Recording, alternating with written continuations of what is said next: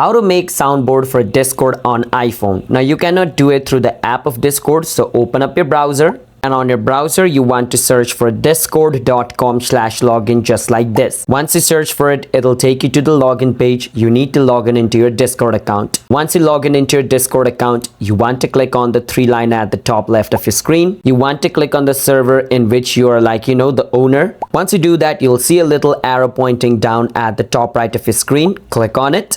Over here, you want to choose on server settings. From here, you need to click on the option soundboard. Inside here, you just need to click on upload sound and upload any sound you want to add on your soundboard. So just click on browse and click on choose file and choose the sound file from your phone, and you can name it anything, and you can even choose an emoji to represent it. Once you do that, you can click on upload at the bottom and a new sound will be added on your soundboard. That's how you guys can do it. Subscribe to our channel for more videos like this.